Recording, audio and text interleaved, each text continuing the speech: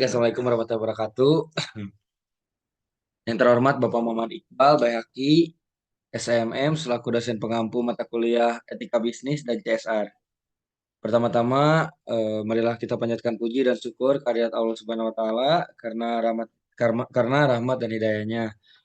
Perkenalkan, saya Rifaldi Rais dengan NPM 21401011. Di sini saya selaku moderator dan juga penyaji. Adapun teman-teman saya yang pertama Anissa Jawijaya Siva dengan NPM 2140101110 dan juga Kak Jelia Imelda Putri dengan NPM 2140101112 dan juga Anissa Rizkia Mukti dengan NPM 2140101113. Di sini kelompok kami mempresentasikan mengenai tanggung jawab sosial perusahaan.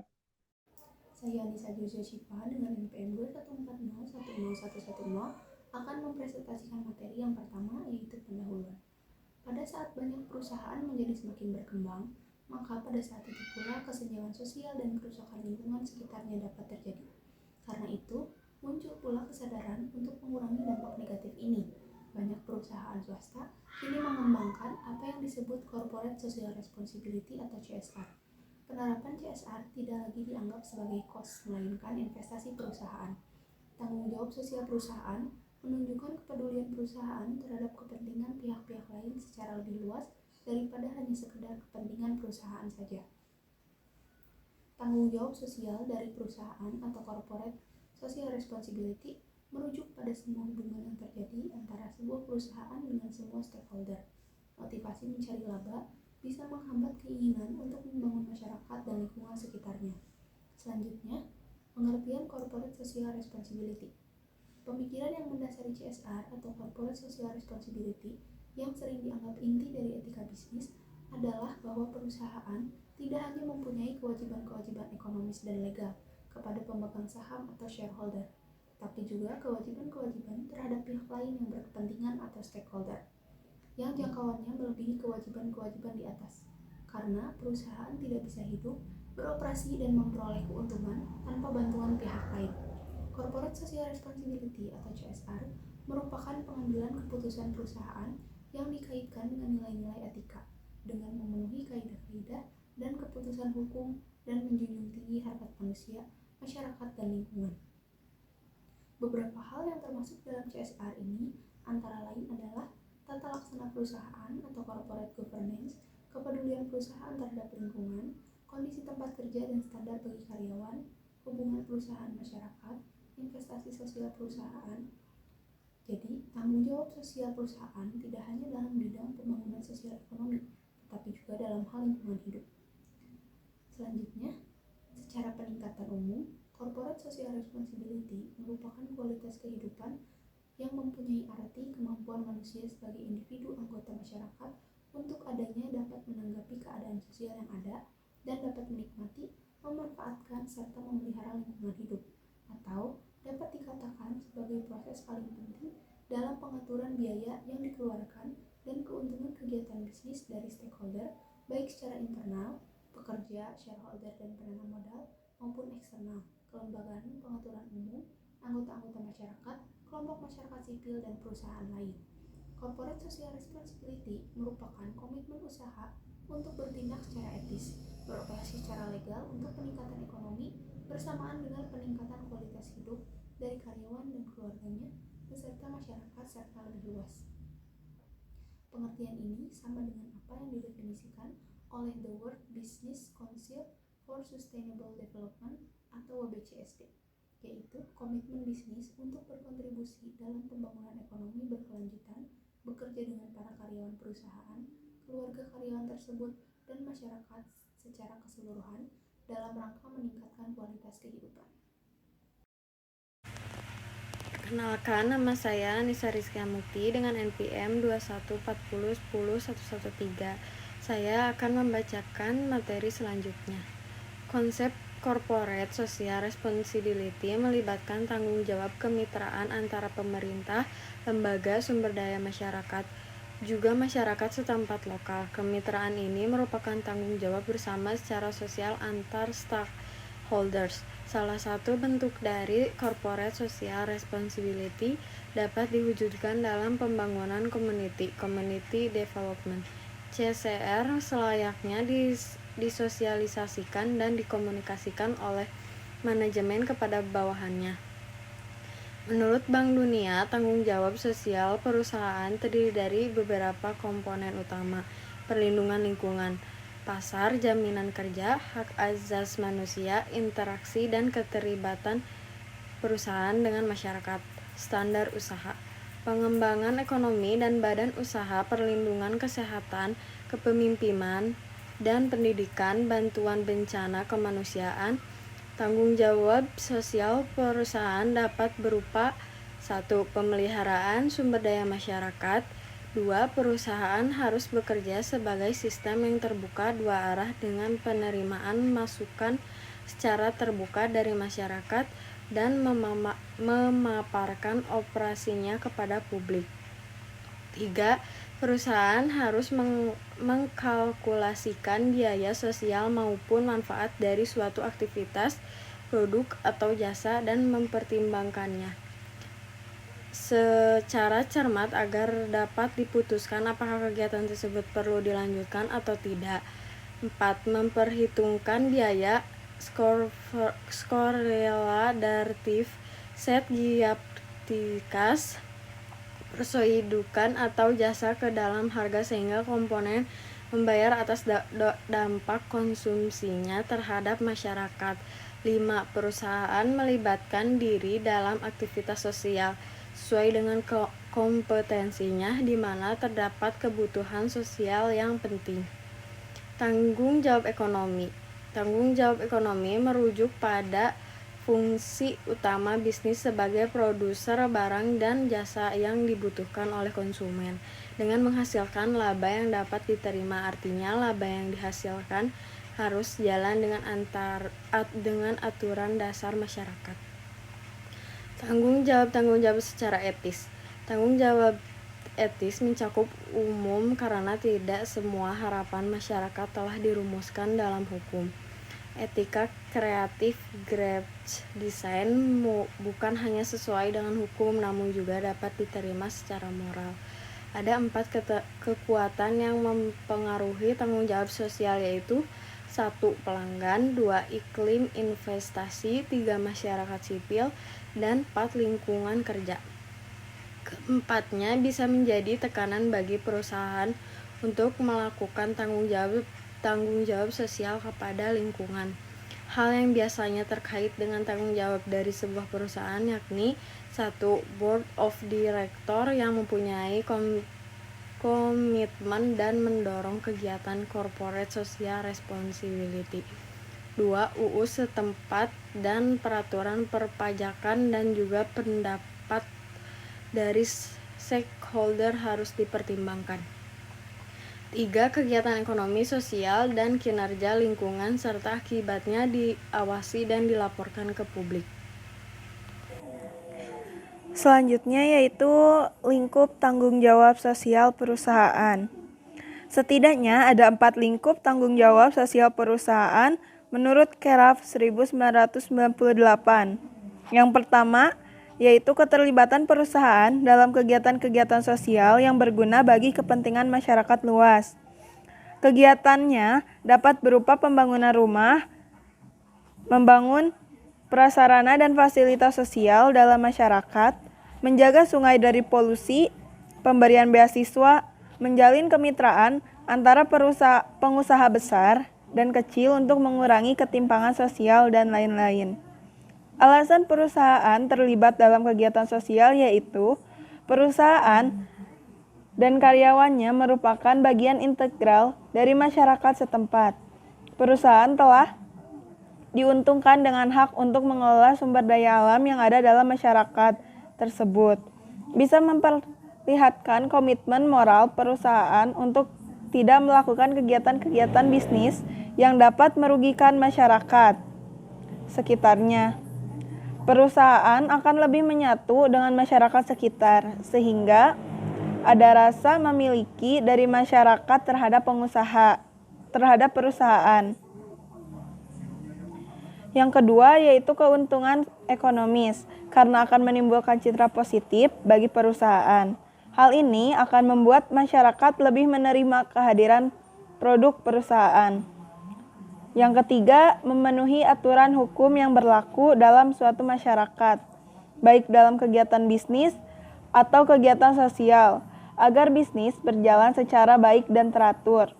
Lalu, yang terakhir atau yang keempat yaitu hormat pada hak dan kepentingan stakeholder ataupun pihak-pihak tertentu yang terkait dengan kepentingan langsung atau tidak langsung dengan kegiatan bisnis suatu perusahaan. Selanjutnya, Keraf 1998 juga menyebutkan beberapa alasan perlunya keterlibatan sosial perusahaan. Yang pertama yaitu kebutuhan dan harapan masyarakat semakin berubah. Masyarakat semakin kritis dan peka terhadap produk yang akan dibelinya, sehingga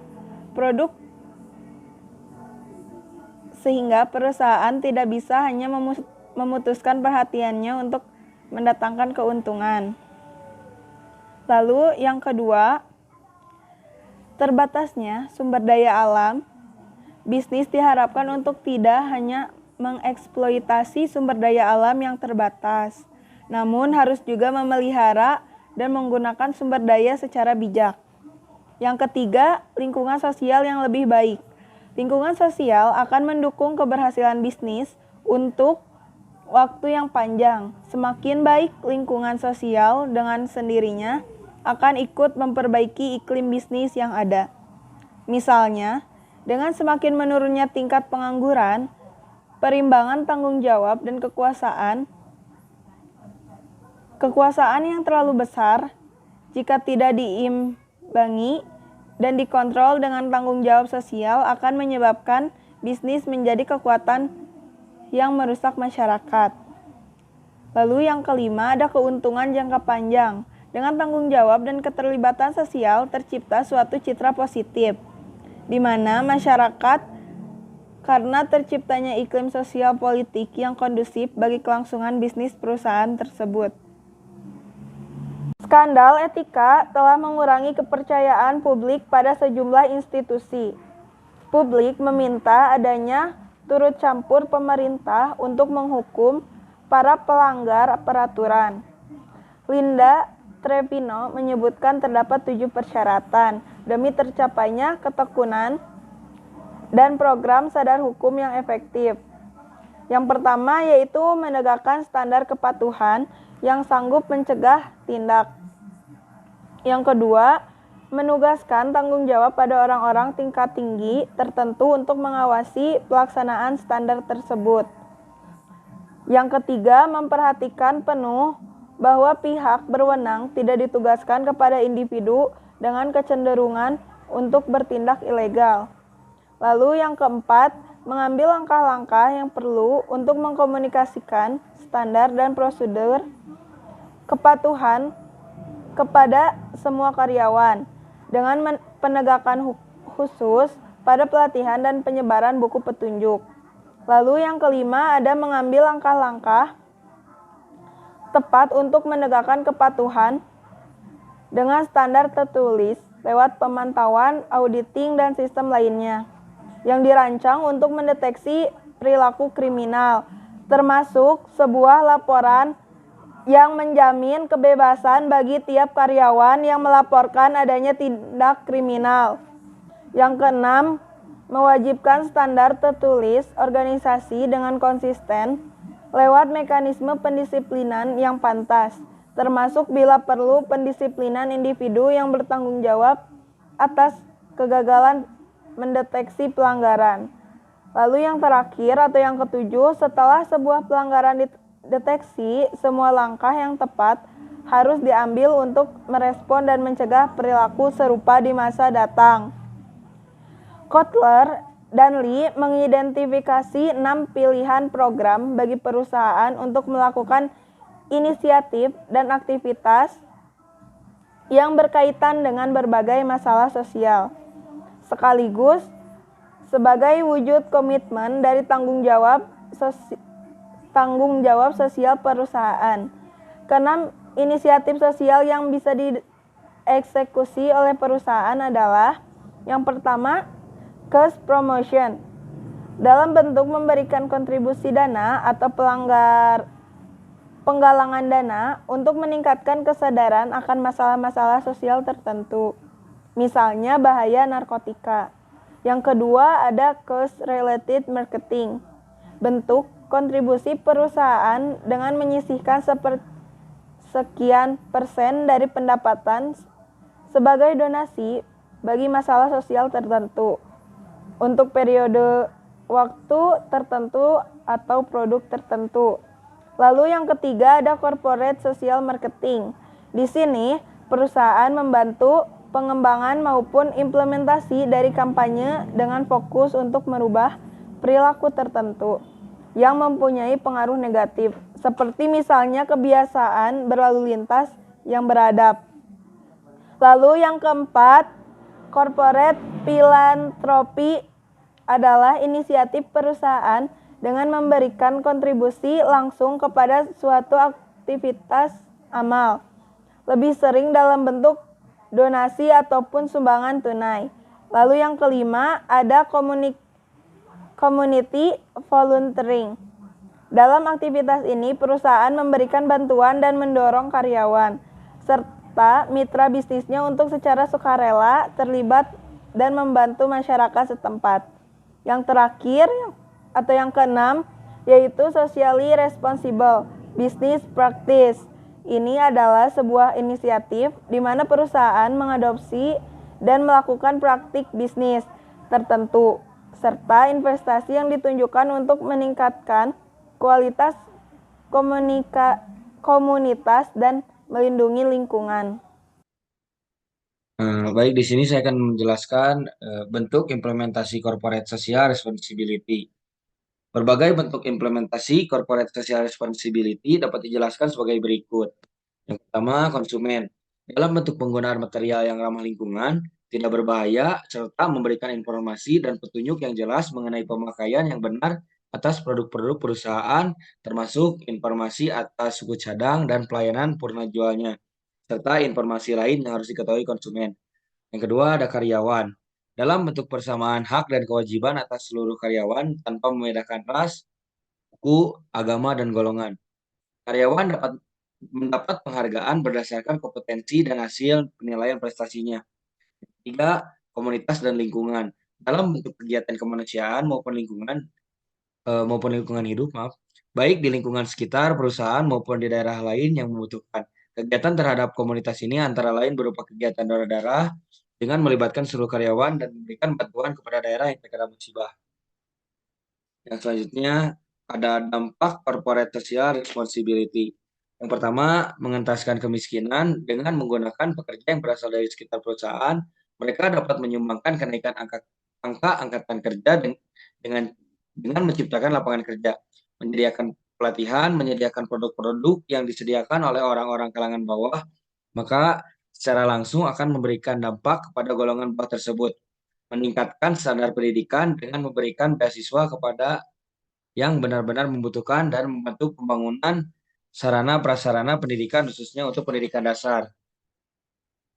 Yang ketiga, meningkatkan standar kesehatan dengan menyediakan sarana serta prasarana yang menunjang kesehatan terutama masyarakat sekitarnya, contohnya penyediaan fasilitas air bersih atau dengan membuka klinik kesehatan yang tidak hanya berlaku untuk karyawannya saja, tetapi bagi masyarakat sekitarnya.